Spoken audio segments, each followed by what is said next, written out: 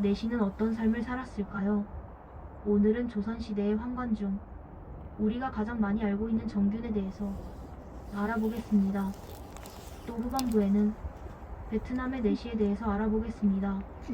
베트남에서는 어떤 사연으로 내시가 되었을까요? 나가지 마시고 끝까지 시청해주세요. 편안한 영상으로 올리겠습니다. 성종 2년 3월 6일자 실록에 기록된 정균의 졸기를 보면 하흥군 정균이 세상을 떠났습니다.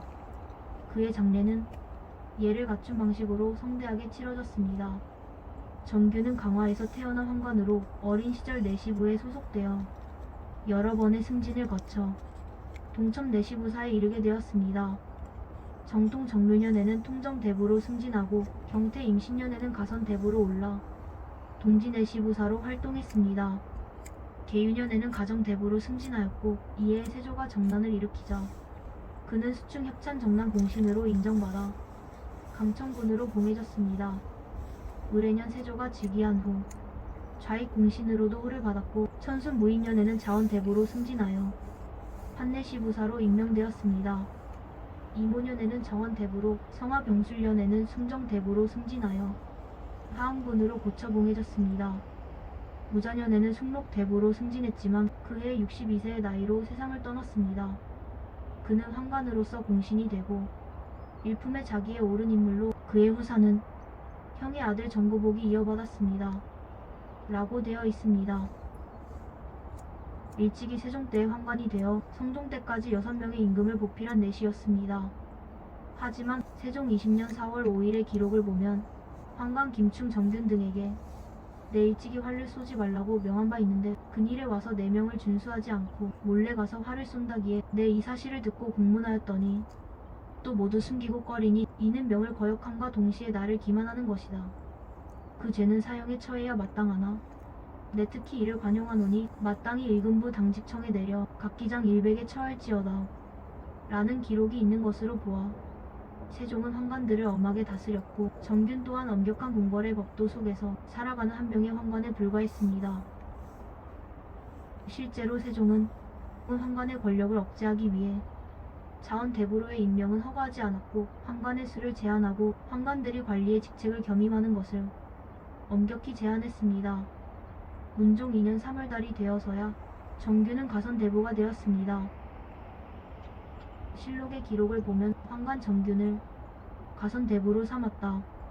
정균은 총명이 남보다 뛰어나고 재간이 있으므로 세종은 그에게 문방의 일을 맡도록 하였다.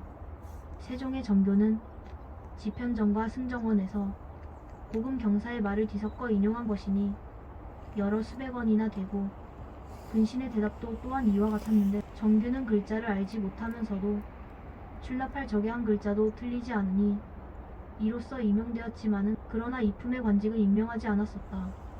세종이 일찍이 말하기를 이 사람의 성품이 오만하니 그 관직을 높여줄 수는 없다. 관직이 높아지면 반드시 방자할 것이다.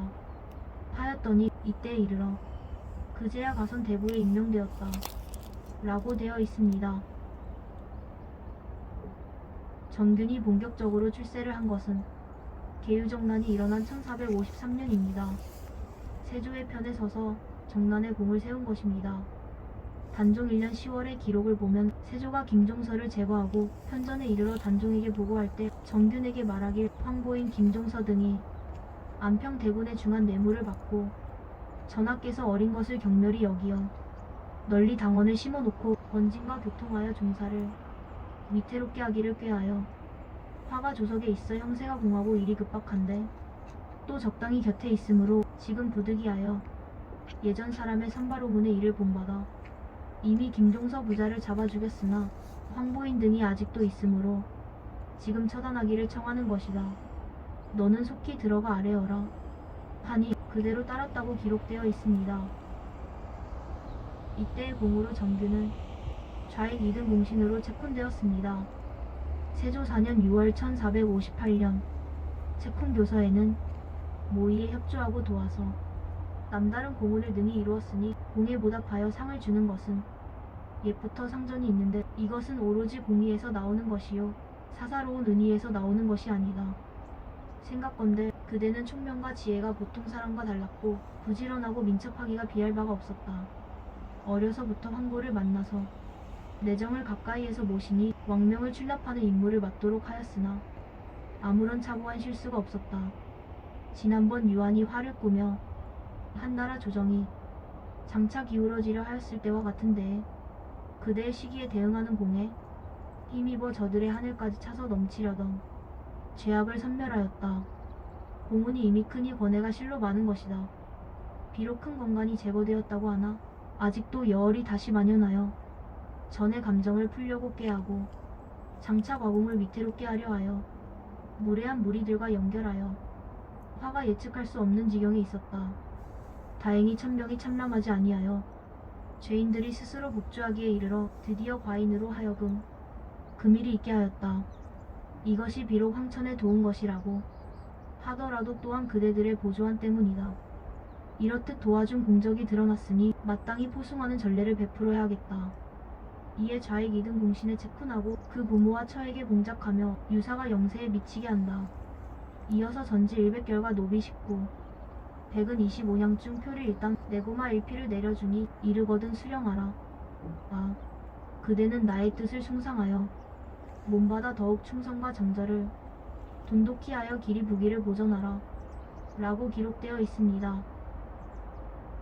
계유정 난후 정균이 받은 포상은 전지 100결과 노비 19, 백은 25냥 중 표를 일당 내고마 1필 외에 기류선의 집과 성맹첨의 아내 현비, 최사오의 첩옥금, 이석정의 연안 땅, 최면, 최시창의 양주 땅, 노비 29, 외방의 정물한 노비 5구, 안구마 1피를 받았습니다. 그 후 세조 9년 1463년에는 파직과 복직을 반복하다 성종 1년 3월 6일 1470년에 세상을 떠났습니다. 정규는 세조의 정난을 통해 공신이 되었으며 이는 권력이 어떻게 변동할 수 있는지를 보여줍니다. 그는 정치적 상황에 따라 자신의 위치를 높이고 권력을 잡는 데 성공했습니다. 황관으로서 정규는 단순한 공중의 하인이 아닌 중요한 정치적 역할을 수행했습니다. 이는 황관이 당시 사회에서 어떤 영향력을 가졌는지를 보여줍니다. 그는 세조에게 충성을 다했지만 동시에 반대편에서는 역신이었습니다. 그럼 다른 나라에서는 내시가 있었을까요? 있었다면 어떤 역할을 했을까요? 우리가 여행을 많이 가는 나라 베트남 황관의 역사를 짧게 알아보겠습니다. 베트남은 중국 문화를 받아들인 후 중국의 내시 제도와 거세 기술을 계승했습니다. 베트남의 내시들은 성기 전체를 제거하는 수술을 받았고 이들은 여왕조 시대에 특별한 지위를 가졌으며 중요한 직책을 맡기도 했습니다. 예를 들어 유명한 장군 이창제도 황관이었습니다. 진 왕조 시대에는 베트남이 여러 차례 명나라에 황관을 바쳤고 명나라가 베트남을 정복한 후 많은 베트남 백성들이 거세되어 중국으로 보내졌습니다. 이들 중에는 나중에 유명한 건설 기술자가 된 우아낭과 라얼랑도 포함되어 있었습니다. 리 왕조 이후 레탄통은 중국과 주변 국가에 대해 공격적인 외교 전략을 취했습니다. 그의 통치 기간 동안 베트남과 광둥 사이의 무역이 활발하게 이루어졌고 초기 문서에는 베트남인이 중국인을 억류한 사례가 기록되어 있습니다. 이들은 거세된 후 궁궐의 내시로 보내졌습니다. 현대학자들은 이들이 단순히 표류한 것이 아니라 중국 베트남 무역에 관련되어 있었던 것으로 추측합니다. 베트남에서는 거세가 형벌로 여겨졌습니다. 1469년 만라가가 명나라에 보낸 조공선단이 귀국하는 길에 베트남의 공격을 받았고 젊은 포로들을 거세하여 내시로 만들었습니다. 응우엔 왕조 시대에는 스스로의 거세를 금지하고 상류층 남성에게만 거세를 허용했습니다. 대부분의 내시는 생식기관에 선천적 기형을 가지고 있었고 이들은 정부에 신고하면 마을의 노동에서 면제되었습니다. 이 소년들은 10살이 되면 하렘에서 황관으로 근무할 수 있는 선택권이 있었습니다. 20세기 이후 베트남에서 내시는 사라졌습니다. 끝까지 봐주셔서 감사합니다. 구독과 좋아요를 눌러주시면 다음 영상이 빨리 올라와요.